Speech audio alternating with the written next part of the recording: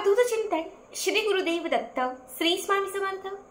नमस्कार, तुम्हा सर्वांचं आपल्या स्वामी शक्ती या चॅनल मध्ये मनापासून स्वागत आहे। स्वामी तुम्हा सर्वांच्या सर्व चांगल्या इच्छा पूर्ण करो एवढीच स्वामींच्या चरणी प्रार्थना करते आणि आपल्या आजच्या या नवीन आणि सुंदर व्हिडिओला पुन्हा एकदा नव्याने सुरुवात करते। मग तर बघा 27 ऑगस्ट मंगळवार, खरं तर हा मंगळवार श्रावण मासातील चौथा श्रावणी मंगळवार आहे। मात्र हा श्रावण मासातील सर्वात मोठा दिवस आहे, कारण या मंगळवारी आलेली आहे गोकुळ अष्टमी। बघा गोकुळ अष्टमी आणि श्रावणातील चौथा मंगळवार दोनही शुभयोग एकाच दिवशी। खरं तर प्रत्येक वर्षी आपण गोकुळ अष्टमीचा जो उपवास आहे तो आदल्या दिवशी करतो। म्हणजे यावर्षी गोकुळ अष्टमी ही 27 ऑगस्ट मंगळवार रोजी आलेली आहे, तर त्याचा जो उपवास आहे हा आपल्याला सोमवारच्या दिवशी आदल्या दिवशी करायचा आहे। मात्र ज्या गोकुळ अष्टमीच्या सेवा आहेत ह्या सगळ्या सेवा आपल्याला मंगळवारी करायच्या आहेत। आजच्या व्हिडिओमध्ये मी तुम्हाला याच गोकुळ अष्टमीचा एक अत्यंत प्रभावी उपाय सांगणार आहे। तुम्हाला या गोकुळ अष्टमीच्या दिवशी सकाळीच आपल्या घरात फक्त हे एक पान आणायचं आहे। जर हे पान तुम्ही या गोकुळ अष्टमीच्या दिवशी आपल्या घरात आणलं तर अखंड तुमच्या घरात भगवान श्री विष्णूंची कृपा राहील, घरात सकारात्मकता येईल, घरामध्ये असणारं जे काही दारिद्र्य आहे हे दारिद्र्य नष्ट होईल। बघा गोकुळ अष्टमीचा जो दिवस आहे तो बाळकृष्णांसाठी, कृष्ण भगवानांची सेवा करण्यासाठी, कृष्ण भगवानांना प्रसन्न करण्यासाठी हा दिवस अत्यंत महत्त्वाचा आहे। या दिवशी भगवान श्री विष्णूंच्या सेवेला विशेष महत्त्व आहे, कारण भगवान श्री विष्णू हे बाळकृष्णांचे एक अवतार आहेत। ठीक आहे, या दिवशी आपल्याला बाळकृष्णांची सेवा करायची आहे, श्री रामप्रभूंची सेवा करायची आहे, पांडुरंगाची सेवा करायची आहे आणि बाळकृष्णाची सेवा करायची आहे, कारण हे सगळेच जे अवतार आहेत ना हे भगवान श्री विष्णूंचे अवतार आहेत आणि त्यामुळे या दिवशी या सगळ्याच अवतारांच्या पूजेला एक विशेष महत्त्व आहे।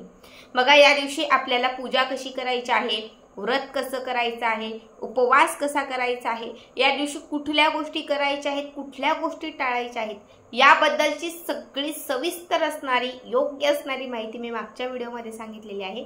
ज्यांनी अजूनही पाहिली नसेल त्यांनी तिथे जाऊन आवर्जून पहा। आजच्या या व्हिडिओमध्ये मी तुम्हाला फक्त गोकुळ अष्टमीचा एक उपाय सांगणार आहे।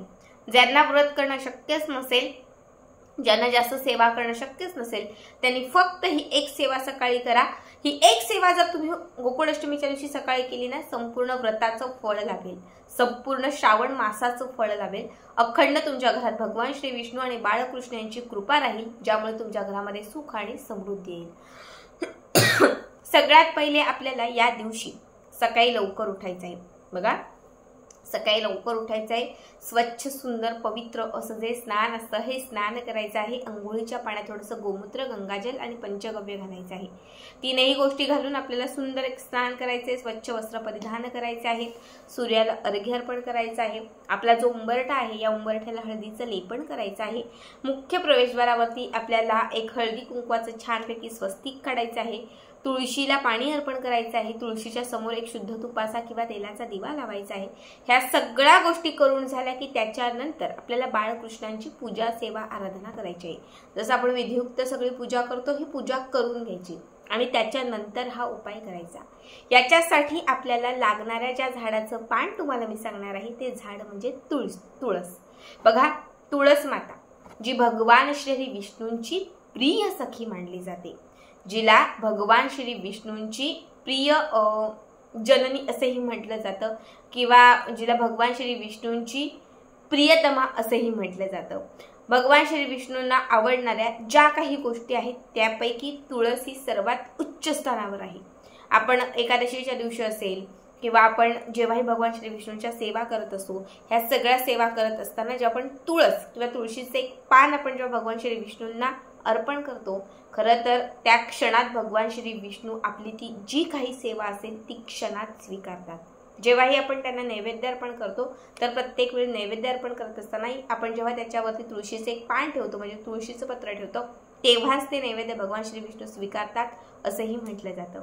म्हणून आपल्याला या दिवशी एक तुळशीचं पान आपल्या घरात आणायचं आहे। आपल्या घरात अंगणात जी काही तुळस असेल त्याच तुळशीचे एक पान घ्या, एकच पान घ्या, ठीक आहे। खाली गळलेले वगैरे पान असेल तुम्ही ते घेतलं तरीही चालेल। हे जे पान आहे हे आपल्याला आपल्या घरामध्ये जिथे आपण आपलं देवघर आहे, भगवान श्री विष्णूची मूर्ती, फोटो जे काही असेल तिथे तुम्हाला हे पान एका प्लेटमध्ये ठेवायचं आहे. त्यानंतर तुम्हाला या पानावरती शुद्ध गाईचं जे तूप असतं हे तूप घालायचं आहे. थोडंसं एक अर्धा चमचाभर तूप तुम्हाला या पानावरती घालायचं आहे. आता खूप प्रयत्न करूनही तुम्हाला गाईचं तूप नाही भेटलं, तुम्हाला तुमच्या घरामध्ये विकत्री किंवा म्हशीचं जरी तूप असेल ते घेतलं तरी चालेल. तुम्हाला ह्या संपूर्ण तुळशीच्या पानावरती एक अर्धा चमचाभर तूप घालायचं आहे आणि तूप घातल्यानंतर याच्यावरती तुम्हाला कच्चं दूध घालायचं आहे. ठीक आहे. आधी पानावरती तूप घालायचं, तूप घातल्यानंतर त्याच्यावरती कच्चं दूध घालायचं आणि मग त्याच्यावरती एक अर्धा चमचाभर पाणी घालायचं. त्याच्यानंतर हे जे पान आहे हे पान त्या प्लेटमधून बाहेर काढायचं. याच्यावरती अजून थोडं पाणी घालायचं आणि हे जे पान आहे ते स्वच्छ धुवायचं. जेव्हा तुम्ही याच्यावरती तूप, पाणी आणि दूध या तीनही गोष्टी जेव्हा तुम्ही त्या तुळशीच्या पानावरती घालाल तेव्हा फक्त हरे कृष्णा हरे कृष्णा हरे कृष्णा फक्त हा एक मंत्र म्हणायचा किंवा कृष्णाय वासुदेवाय हरे परमात्मने प्रणतक्लेशनाशाय गोविंदाय नमः नमः हा एक मंत्र म्हटला तरीही चालेल. ठीक आहे. नसेल जमत, नसेल शक्य तर तुम्ही ओम नमो भगवते वासुदेवाय नमः हा मंत्र म्हटला तरीही खूप आहे. हा मंत्र म्हणत आपली इच्छा व्यक्त करत तुम्हाला त्याच्यावर तूप, दूध आणि पाणी घालायचं आहे. शेवटी ते पान जे आहे ते स्वच्छ तुम्हाला पाण्याने धुवून घ्यायचं आहे. आता काय करायचं, एक लाल रंगाचं किंवा सफेद रंगाचं कापड घ्यायचं आणि हे कापड देवघरामध्ये भगवान श्री विष्णूंचा फोटो किंवा मूर्ती असेल किंवा बाळकृष्णांचा फोटो किंवा मूर्ती असेल तर त्या मूर्तीच्या समोर बरोबर हे कापड जे आहे हे ठेवून द्यायचं. आता हे आपण स्वच्छ पान जे घेतलेलं आहे ते पुसायचं आणि त्याच्यानंतर हे पान त्या कापडावरती तिथे भगवान श्री विष्णूंच्या समोर ठेवायचं. ठेवल्यानंतर एका वाटीमध्ये हळद घ्यायची. ज्या ज्या वस्तू सांगते ते लक्षात ठेवा.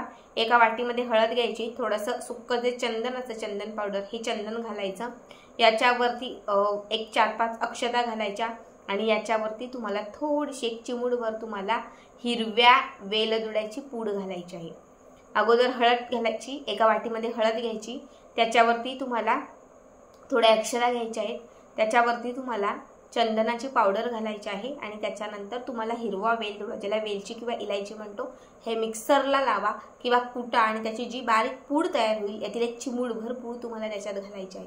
हे सगळं मिक्स करायचं आहे आणि मिक्स करून तुम्हाला या 3 बोटांमध्ये ते घ्यायचं आहे. बरोबर. आपली ही जी 3 बोटं आहेत या 3 बोटांमध्ये ते घ्यायचं. घेऊन तुमच्या मनात जी इच्छा असेल ती इच्छा व्यक्त करायची आणि त्या तुळशीच्या पानावरती अर्पण करायचं. अर्पण करत असताना एक वेळा व्यंकटेश स्तोत्र म्हणायचा. त्याच्यानंतर पुन्हा सेकंड टाइम हे 3 बोटांमध्ये घ्यायचं, पुन्हा इच्छा व्यक्त करायची, तुळशीच्या पानावर अर्पण करायचं, पुन्हा एक वेळा व्यंकटेश स्तोत्र म्हणायचं. असं 7 वेळा व्यंकटेश स्तोत्र तुम्हाला म्हणायचं आणि 7 वेळा तुम्हाला ही जी पावडर आहे ही थोडी थोडी तुम्हाला त्या तुळशी पत्रावरती अर्पण करत राहायची. 7 वेळा थोडी थोडी अर्पण करायची, 7 वेळा इच्छा व्यक्त करायची आणि 7 वेळा बरोबर भगवान श्री विष्णूंचं किंवा बाळकृष्णांचं इच्छापूर्तीसाठी, आर्थिक प्रगतीसाठी जे सर्वात प्रभावी स्तोत्र म्हटलं जातं व्यंकटेश स्तोत्र, हे व्यंकटेश स्तोत्र म्हणायचं. 7 वेळा व्यंकटेश स्तोत्र म्हणून झालं. 7 वेळा ती पावडर त्या पानावरती अर्पण करून झाली की त्याच्यानंतर उदबत्ती ओवाळायची, दिवा ओवाळायचा आणि त्यानंतर हा जो कापड आहे ज्यावरती आपण तुळशीचं पान आणि पावडर अर्पण केली होती ते तिथून उचलायचं. उचलल्यानंतर समजा हे कापड आहे, उचलल्यानंतर त्या कापडाला एक अशी सैलसर छानपैकी गाठ मारायची आणि ही जी पोटली तयार होईल या तुळशीच्या पानाची ही पोटली नेऊन तुळशीच्या झाडाला बांधायची.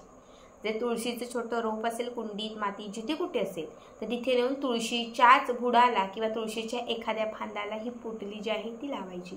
आता हे किती दिवस ठेवायची तर तुम्ही अगदी वर्षभर पण ठेवू शकतात, 6 महिने ठेवू शकतात, कमीत कमी 21 दिवस तरी तुम्हाला तुळशीच्या फांदीला ही पोटली लावूनच ठेवायची आहे. 21 दिवसांच्या आत मी तुम्हाला सांगते तुमचे दिवस बदलायला लागतील, गरिबी संपायला लागेल, भगवान श्री विष्णू घरामध्ये प्रसन्न राहतील, बाळकृष्णांचा आशीर्वाद राहील ज्यामुळे तुमच्या कितीही कठीण असणाऱ्या इच्छा पूर्ण होतील. घरातील सकारात्मकता जी आहे ही सकारात्मकता वाढेल आणि तुमच्या घरामध्ये असणारी जी नकारात्मकता आहे ही नकारात्मकता संपेल. अत्यंत साधा सोपा उपाय आहे बघा. या पद्धतीने जर तुम्ही हा उपाय केला तर नक्कीच तुम्हाला खूप चांगला त्याचा अनुभव येईल.